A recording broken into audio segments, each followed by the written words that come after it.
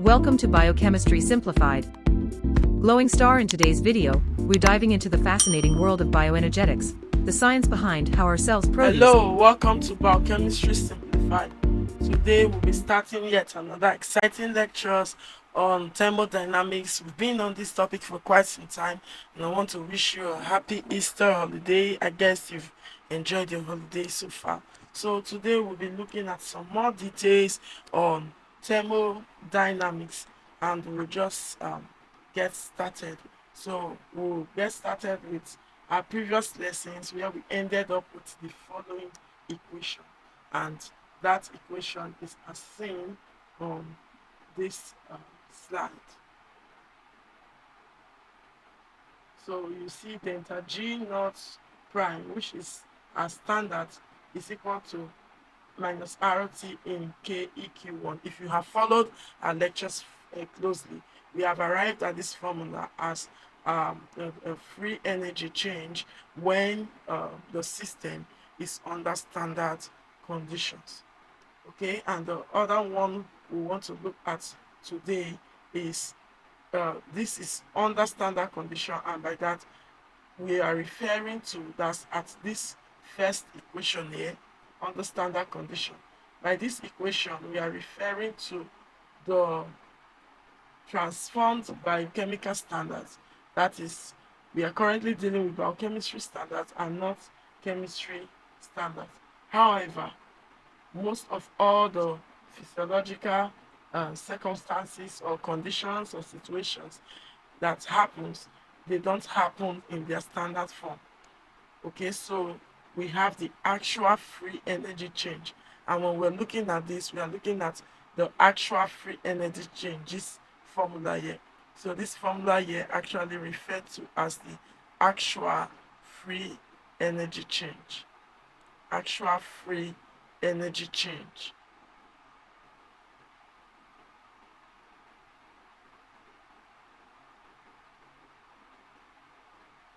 Okay, so that's what this formula depicts, the actual free energy change. So it is very, very important to have that delta G2, and it's calculated as follows. This equation right here is calculated using this equation as delta G is equal to delta G standard plus RT in ln cube. The equation, this is a very, very important equation. This is because we are talking about a situation that is not at equilibrium. We are actually talking on the go, a real life situation. And the equation under this standard condition expresses a relationship between the equilibrium constant and the standard free energy change. And that's very important to know. However, the equation that shows that the physical condition is not at equilibrium tells us that under a given set of circumstances, what will be the temperature, what will be the concentration, given the base of a standard free energy change, what is the free energy change under that circumstances? In other words, which way will the reaction actually go on how things really are at the moment? And that's what this whole equation here depicts. This whole delta G energy change right here, that's what it depicts.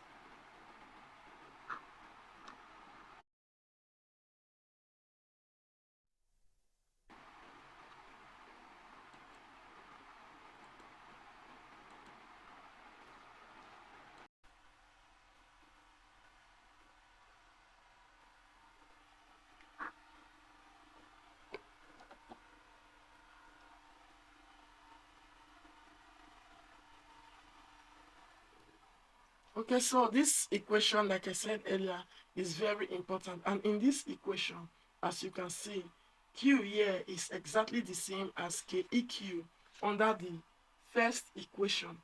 Under this first equation here that shows the standard.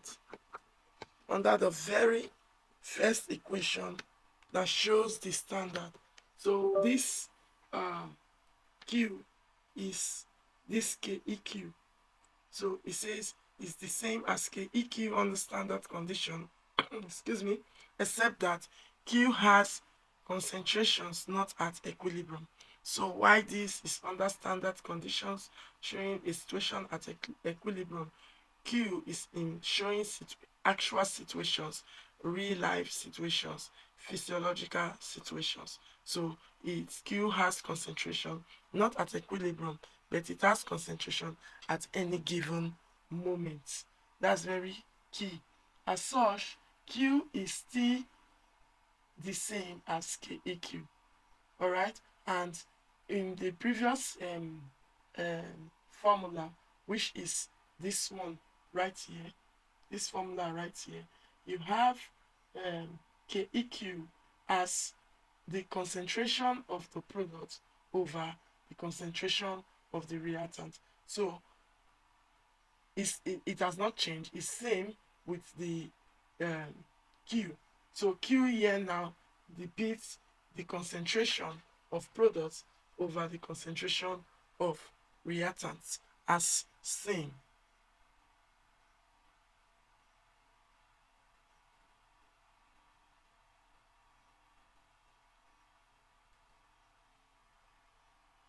As seen. So you know, on this slide, you see Q now equals to concentration C over concentration D.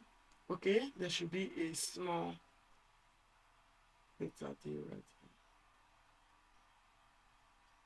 Concentration C over concentration D, that's products, over the reactant concentration A, concentration B. Okay, but the difference between that KEQ and this Q is that this Q is at any given time. So the KEQ is the measure of the concentration at equilibrium. It is the characteristics of the reaction at given circumstances or given temperature. However, note that the Q here is a measure of the concentration. This Q here is a measure of the concentration at any given moment. Any given moment, note, not at equilibrium. So that is how the free, such that this is how the free energy is calculated for any given set of circumstances. So now, when as such, when you have your delta G less than 0, it implies that the reaction is spontaneous. That is, the reaction will proceed to the right as written as it reaches equilibrium. So when this delta G is less than 0, the reaction is spontaneous. What does that mean? It's interesting. This is what is interesting about this reaction. So recall that the free energy change is a measure of the potential to want to reach equilibrium. In our earlier classes, we've already dealt with this. That spontaneous reaction wants to get to equilibrium. Okay, so the potential to want to reach equilibrium, that is what your free energy change, delta G, is about. So the delta G has the potential. As such, the delta G has the potential to increase as the reaction moves forward.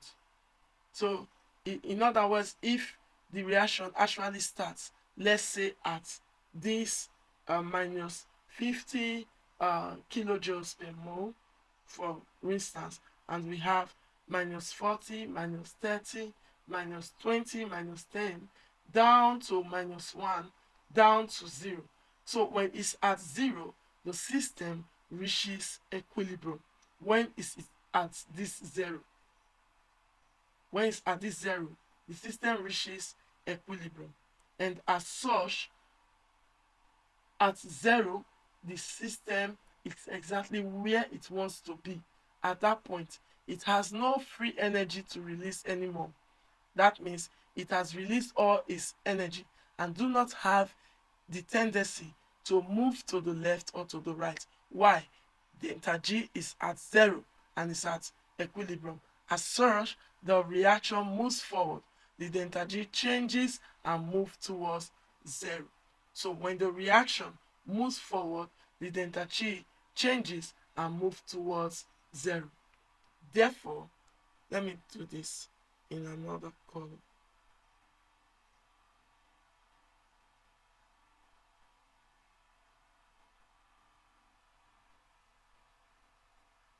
Right? So therefore, at equilibrium, delta G is equals to zero. This is very important to note. At equilibrium, delta G is equal to zero. Note that it's delta G that is equals to zero and not delta G standard, not delta G not prime. This means all the free energy available to do work has been used up. So the measure of whether a given reaction or that under given condition will move forward spontaneously as written is delta G and not what? Delta G prime. Remember that in our previous lecture, we actually said that this delta G prime is what? A reference when we made mention of every biochemical reaction has a reference point. So this delta G prime is actually a reference. Then the tendency to have a spontaneous reaction move forward towards equilibrium is actually delta G and not delta G prime. So it is actually delta G here and not this delta G prime. Alright, so we just move to the next page.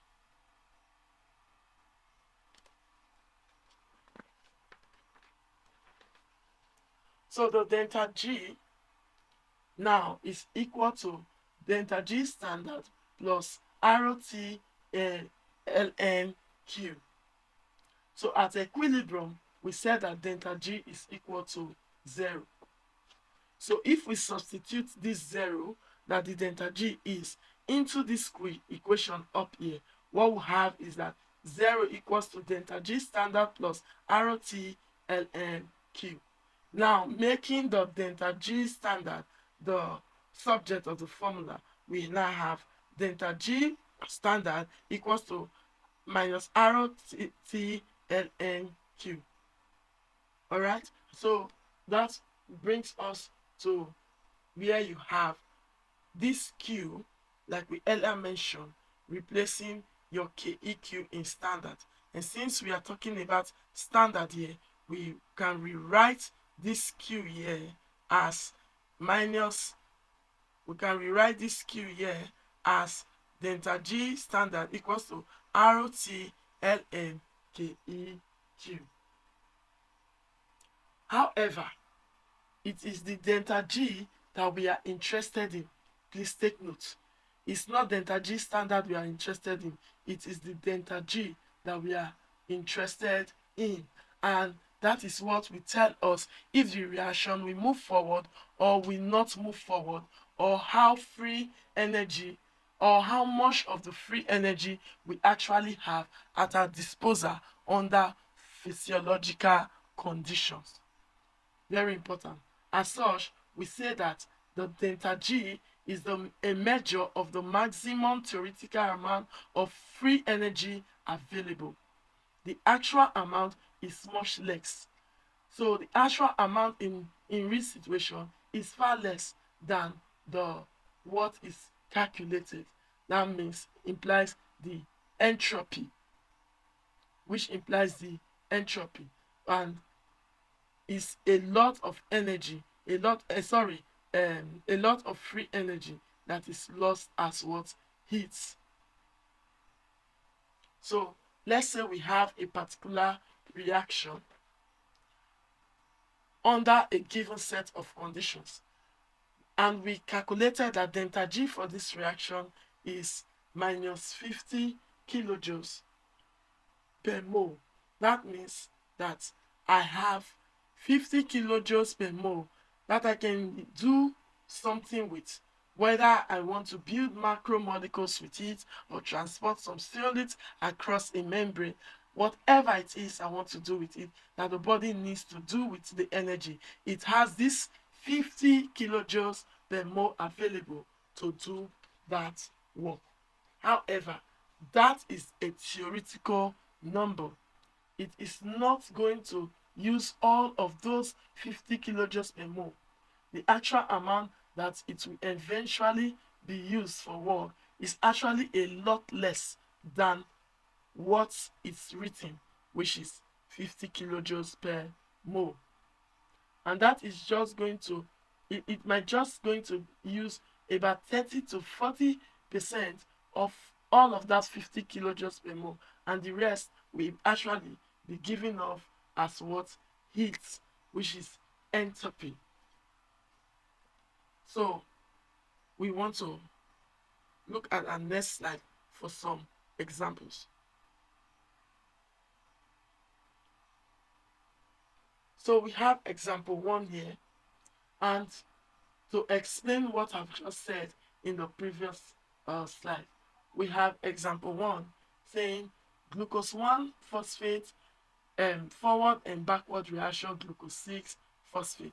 And what you have is that the standard free energy change for this is minus 7.3 kilojoules per mole. Now, if the concentration of glucose 1 phosphate right here, if the concentration of glucose 1 phosphate right here is 0.3 molar and concentration of glucose 6 phosphate is 1.7 molar, the question is this reaction spontaneous as written at 25 degrees Celsius? So let's see how to answer this reaction to know whether it is spontaneous or not. So given, we want to bring out all our parameters that are given. Now the concentration of glucose 1 phosphate was given to be 0.3 molar, and that of glucose 6 phosphate is 1.7 molar. Note that these concentration depicts that they are operating at different sets of what conditions. So when you apply these parameters to our formula, which is your delta G is equals to your delta G standard plus ROT ln Q. Now Q here, like we said, it refers to your concentration of products over the concentration of what? The reactants. And here we have the product to be concentration glucose 6 phosphate product over glucose 1 phosphate. Now we want to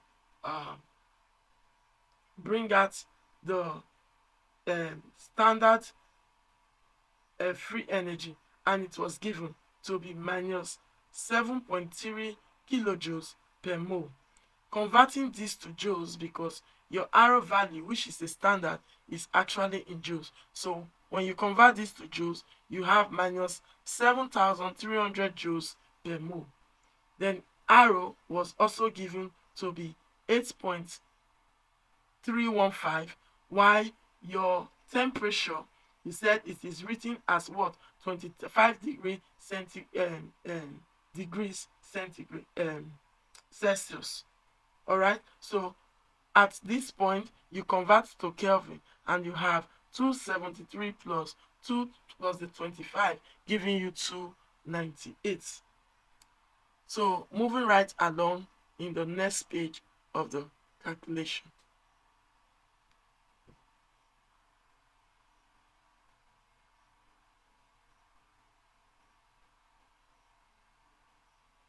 So right here, we are now applying all of our parameters to that standard, to that free energy change, which is delta G and not delta G standard.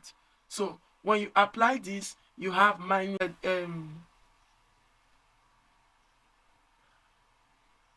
7.3 kilojoules per mole, which is converted to 7,300 joules per mole, plus your ROT.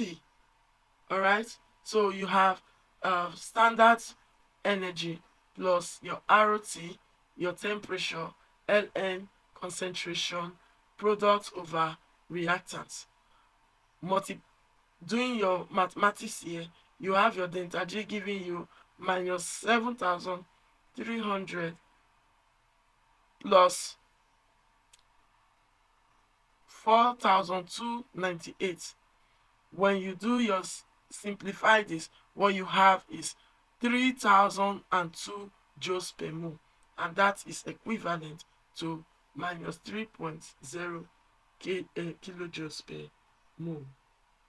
So that's basically what that answer is. And because it is minus, you will notice that it is what? Spontaneous, which the question actually refers to. Is this reaction spontaneous at 25 degrees Celsius? So with all of this calculation, it still came down to minus 3.0 kilojoules per mole. So notice that it is spontaneous at minus 3.0 kg per mole. It is still very spontaneous. Why? Because it is negative. But notice that under the standard condition that we were given from the question, it is more than twice as spontaneous, and that is 7.3 kilojoules per mole. So under standard condition, they told us that the delta G is 7.3 kilojoules per mole. But calculating it under physiological condition, as written or given at that moment, we saw that the delta G free energy change is actually minus 3.0 kilojoules per mole, which is more than twice as spontaneous. So lesser amount is usually used for work.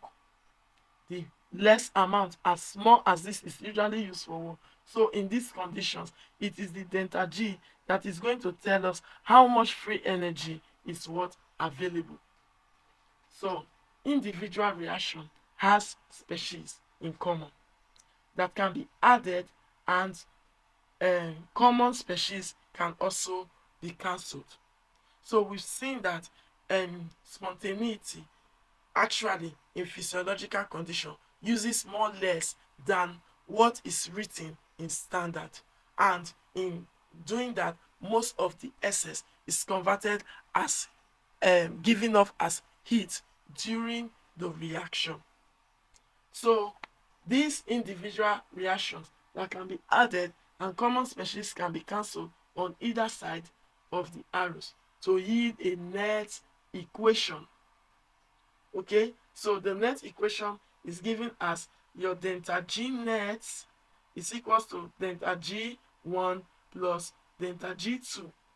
Then you now have your KEQ net equaling KEQ1 times KEQ, or multiplied by KEQ2. What does all of this mean? We'll see in the next slide. So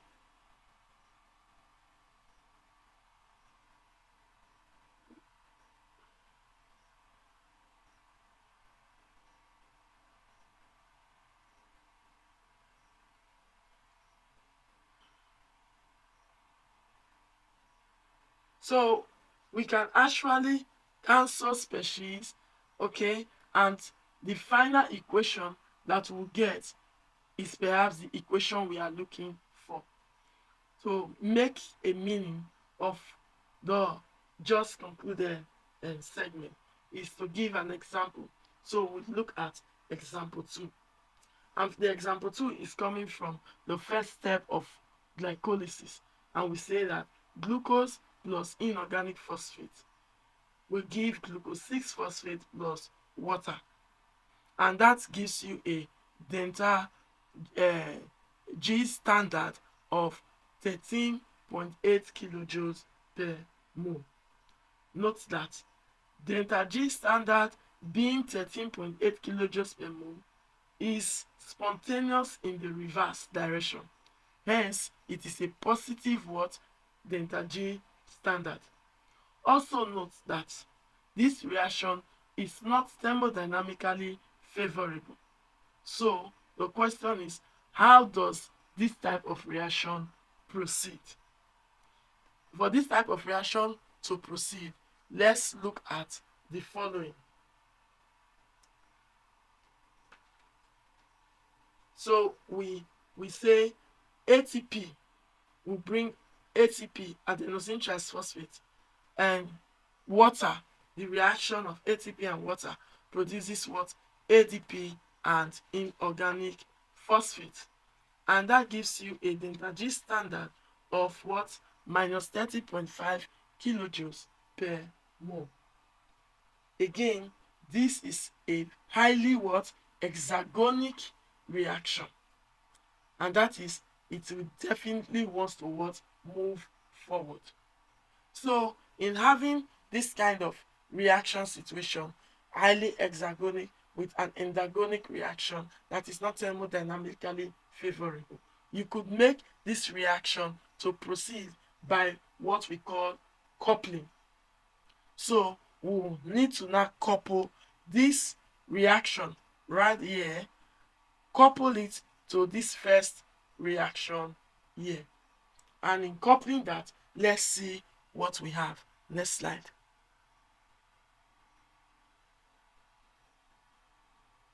Now, in coupling these two reactions, we see reaction 1, glucose plus Pi, which is the first reaction, giving glucose 6-phosphate plus what? Water. And the delta G standard we have is 13.8 kilojoules per mole. We said not thermodynamically favorable endergonic reaction.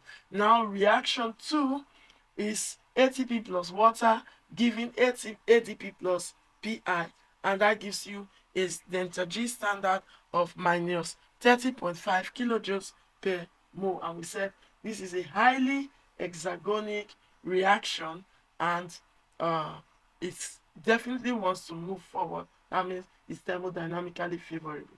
Now, when we couple these two reactions, we can actually cancel species and add species like we started in this segment. So in this situation, you see here Pi here cancelling Pi, like you see in this situation, and water here cancel the what? Water. And what you have in return is that glucose will add up to ATP to give you glucose plus ATP, and glucose 6-phosphate plus what? ADP. And you have your delta G net energy. The first is 13.8 kilojoules and the other is what? Minus 30.5. When you add up this, what you have as your net delta G standard is what? Minus 16 what? 0.7 kilojoules per mole. We just brought this out down. So what we have done what here now is what? Coupling. The whole of what we have done on this page is coupling. We want to take the glucose of glucose 6-phosphate, the glucose to glucose 6-phosphate on a normal circumstances. We cannot just add the inorganic phosphate in the reaction and hope that it's going to react. It is not going to react because it is what? 13.8 kilojoules per mole, and it's not thermodynamically what? Favorable. However, if we are able to couple this highly hexagonic reaction like the hydrolysis of ATP as seen in reaction 2, all right, as seen in reaction 2, we will end up with the reaction that glucose to ATP. We end up with the reaction of glucose, okay, coupling with to glucose 6-phosphate. And this is what? Thermodynamically favorable. Now the reaction has become what? Viable, because we are able to couple a highly hexagonic reaction with an endergonic what? Reaction. and that is actually what we have done to create a way for the process to happen in a thermodynamically uh, favorable situation. So remember, the question is, how does this reaction proceed? Because what we have given as standard is not thermodynamically favorable, but we have made that reaction thermodynamically favorable by using a coupling method. Now, the conversion of glucose, next slide. The conversion of glucose to glucose 6 phosphate. Take another color of pen. Okay, the conversion of glucose to glucose 6 phosphate has become viable. The enzyme hexokinase, remember your glycolytic pathway, provided an alternate pathway by coupling an endergonic reaction to hexagonic reaction through what common intermediate. But note that neither reaction 1 nor reaction 2 is actually taking place. So what does that mean? This coupling effect here is a very huge thing. This coupling effect is a huge thing in what? Biochemistry. Because this is how our body actually does it. This is how our body actually does it. It couples fundamentally endergonic reactions. Again, by doing things the body ought to do takes a lot of energy. So this reaction don't just happen spontaneously. They need an energy source like ATP. ATP is an energy what? Source. It couples these endergonic reactions with an hexagonic reactions of what? ATP, to run these reactions to move forward. And that is what is going on right within physiological system. But note that neither reaction 1 nor reaction 2, as seen earlier that we have coupled, actually takes place. What takes place physiologically is this end product after cancelling species and adding up species, this final result that we get, which is your glucose plus ATP, giving you glucose 6 phosphate plus ADP. And biochemically, you can write this in a short form: glucose in the presence of hexokinase. Remember that the physiologically systems uses enzymes, and hexokinase is the enzyme that converts glucose to glucose 6 phosphate in the presence of ATP, giving off ADP. So we're just rewriting what we wrote here. So this is actually the reaction that takes place in the enzyme, which is what? Phosphorylation of what? Glucose to glucose 6 phosphate, and is driven by the energy that comes from the hydrolysis of what? ATP. Is driven by the energy that comes from this hydrolysis. But the reactions are coupled, species are cancelled, and so the net reaction that takes place is what? Glucose plus ATP, giving glucose 6 phosphate plus ADP, in which glucose reacts directly with ATP to form glucose 6 phosphate and what? ADP. So that is how it is written. So what is important here now is that the end reaction has taken place and it has been catalyzed by what? The enzyme. So we'll do a quick recap of all that we've done in the next page. So doing a quick recap, we in previous classes, even in this one, we have established that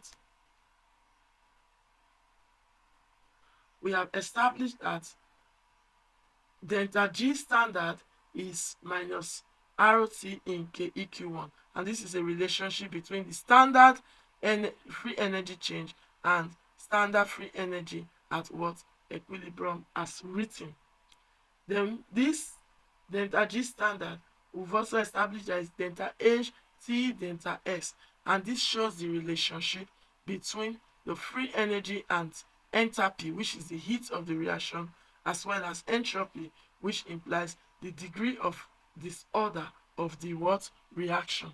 Then the one that we did today in having the coupling effect, we saw delta G of the reaction, actual reaction under physiological what condition, and that we say is delta G standard plus RT ln Q, where Q is the concentration of what the product over the concentration of the standard. Right, so our final slide for this lecture that we want to know is that the three important equation that is important in thermodynamics in all that we have looked at in this set of lectures, beginning from talking about bioenergetics and concentrating on thermodynamics. We have delta G standard is equal to minus RT ln KEQ, and we have delta G standard again, which is a measure of the degree of enthalpy versus temperature and the degree of disorder of a system. And we have delta G of the reaction, which actual given reaction at the moment, which is delta G standard plus RT ln Q. Very important to know these three reactions. So we'll move forward to kinetics and enzymes and how they behave in our next class. Thank you for joining in today at Biochemistry Simplified. We look forward to more exciting time with enzyme.